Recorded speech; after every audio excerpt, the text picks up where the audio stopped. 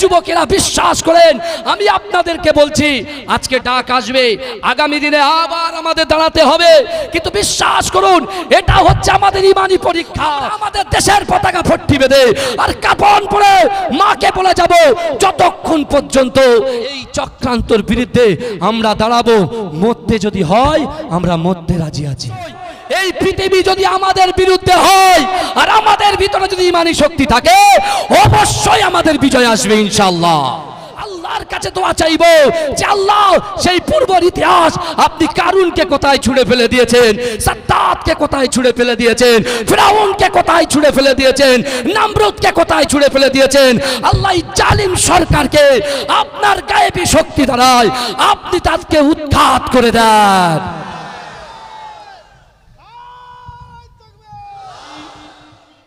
আমরা ঘর ছেড়ে এসেছি, আমাদের বাচ্চাদের ছেড়ে এসেছি, আমার মায়েদের কাছ থেকে দোয়া নিয়ে এসেছি যে আজকে সংবিধান লড়াইয়ের লক্ষ্যে সংবিধানকে সম্মান জানিয়ে আজকে আমরা ধনপতা বাজারে এত লোক এখানে উপস্থিত হয়েছি।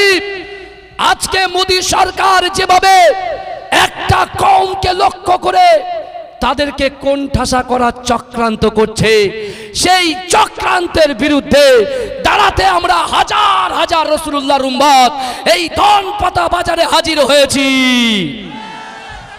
আর আল্লাহ কোরআনে বলছে, বান্দা, মান কানা লিল্লাহি কানাল্লাহু লাহু, যে ব্যক্তি আমার হয়ে যায় আমি আল্লাহ তার হয়ে যাই।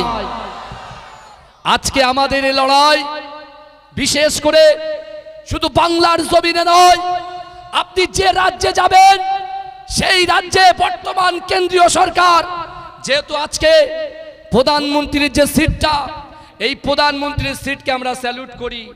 তিনি ঠিক আছে, আপনি দেশের প্রধানমন্ত্রী, আপনাকে সম্মান করি, কিন্তু তাই বলে আপনি যা ইচ্ছা তাই করবেন।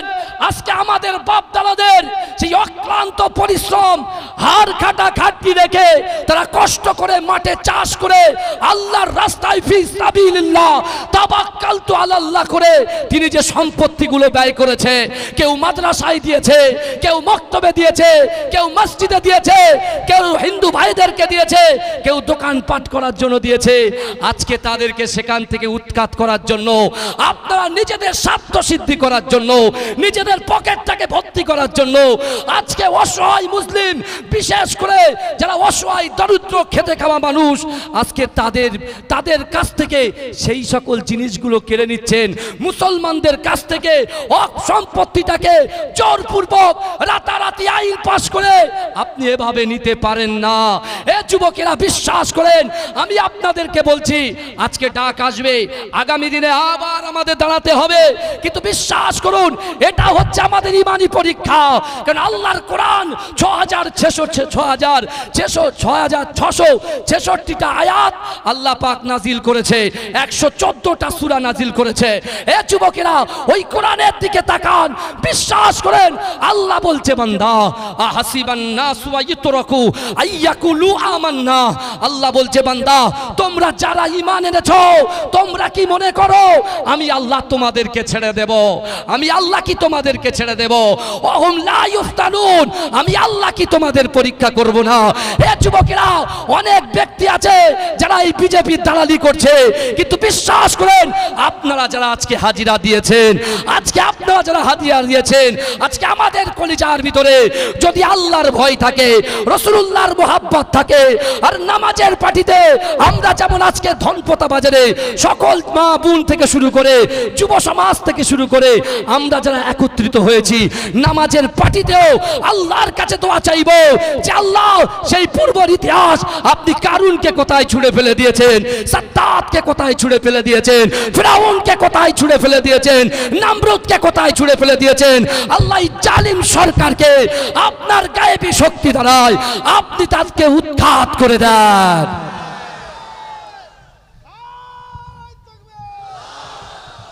আমার ভাইরা, আজকে আমরা এখানে এসেছি, আমরা লড়াই করতে আসিনি, আমরা সংবিধানকে রক্ষা করতে এসেছি। কারণ এটা আমাদের নৈতিক কর্তব্য। আমাদের প্রফেট হযরত মুহাম্মদ সাল্লাল্লাহু আলাইহি ওয়াসাল্লাম তিনি বলেছেন দেশকে ভালোবাসা ঈমানের অঙ্গ। এই যুবকেরা বিশ্বাস করেন, আজকে এক শ্রেণীর মানুষ তারা দেশের পতাকাকে সাইড করে দিয়ে অন্য একটা পতাকাকে এস্টাবলিশ করার চক্রান্ত করছে।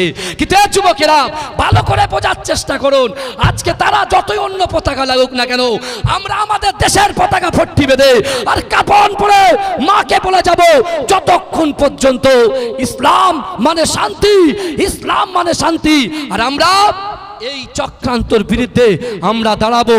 মরতে যদি হয় আমরা মরতে রাজি আছি, মরতে যদি হয় মরতে রাজি আছি।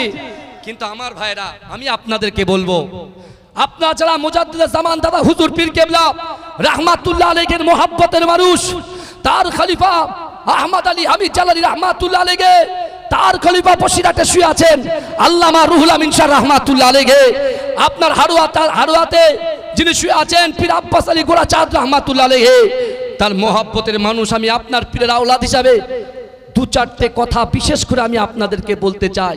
কারণ ইসলাম মানে শান্তি, ইসলাম মানে শান্তি। আজকে আমরা শান্তিভাবে আমরা আন্দোলন করব। আমরা কারুর প্ররোচনায় পা দেব না, আমরা কারুর প্ররোচনায় পা দেব না। আমরা যে নেতাগুলো মানি সেই নেতাগুলোকে মেনে চলবো। আর নেতাগুলোকে বোঝা উচিত, আমাদেরকে বোঝা উচিত যারা আমাদের এই যুব সমাজ এসেছে আজকে তাদেরকে কোন দিকে নিয়ে গেলে এই প্রোগ্রামটা সাকসেস হবে, আমরা ওয়াকফ বিল প্রত্যাহার করতে পারবো। এটা কিন্তু আমাদের সব সময় আমার ভাইদেরকে সজাগ থাকতে হবে। কারণ অনেকেই আপনার সামনে নানান রকম ধ্বনি দিতে পারে, আপনি উত্তেজিত হবেন না। কারণ বিশ্বাস করুন, আমি আপনাদেরকে বলে যাই, বিশ্বাস করেন আমি আপনাকে বলে যাই, আল্লাহ পাক সবকিছু লক্ষ্য রাখছেন। আল্লাহ পাক রব্বুল আলামিন বলছেন বান্দা ও হুয়া মাকুম আইনা মা কুনতুম, আল্লাহ বলছে ও বান্দা তোমরা যেখানে আমি আল্লাহ সেখানে। জোরে বলেন না সুবহানাল্লাহ। আমার আল্লাহ আমাদের সাথে আছে, আল্লাহ আমাদের সাথে থাকবে। কিন্তু আমার ভাইরা আমাদের বিরোধী, আজকে আমরা বক্তব্য রাখতে এসেছি কোনো হিন্দু ভাইয়ের বিরুদ্ধে নয়, কোন শিখ ভাইয়ের বিরুদ্ধে নয়, কোন ইসাই ভাইয়ের বিরুদ্ধে নয়। আমাদের লড়াই কিন্তু হিন্দুদের বিরুদ্ধে নয়, আমাদের লড়াই কিন্তু ইসাইদের বিরুদ্ধে নয়। আমাদের লড়াই হচ্ছে সংবিধানকে চেঞ্জ করছে তার লড়াই। আমাদের লড়াই হচ্ছে আমাদের মুসলমানদের যে সম্পত্তির উপরে আমরা বসবাস করি। বিশ্বাস করুন, আপনি খেয়াল করুন তো, যে সম্পত্তিটাকে নেওয়ার চক্রান্ত করছে সেই সম্পত্তির ভিতরে অনেক হিন্দু ভাইরা বসে আছে। তখন কি হবে তাদের? অনেক জৈন ভাইরা বসে আছে, শিখ ইসাই ভাইরা বসে আছে। আমার ভাইরা, তাই আমি আপনাদেরকে বলছি ধৈর্য রাখুন, সবর রাখুন, আপনারা মেজাজ হারাবেন না। বিশ্বাস করেন আগামী দিনে জয় আসবে ইনশাআল্লাহ, আসবে ইনশাআল্লাহ। বলেন ইনশাআল্লাহ। নারে থাকবে, নারে থাকবে। আমার ভাইরা, তাই আমি আপনাদেরকে বলবো রাসূলুল্লাহ আদর্শকে সামনে রেখে, কোরআনকে সামনে রেখে যদি আমরা ইহদিনাস সিরাতাল মুস্তাকিমের পথে এগিয়ে যেতে পারি, অবশ্যই এই পৃথিবী যদি আমাদের বিরুদ্ধে হয় আর আমাদের ভিতরে যদি ঈমানি শক্তি থাকে, অবশ্যই আমাদের বিজয় আসবে ইনশাআল্লাহ। আমার ভাইরা, তাই আমি আপনাদেরকে বলছি আপনারা খাস করে আল্লাহর কাছে দরখাস্ত করুন, আল্লাহর কাছে দরখাস্ত করুন।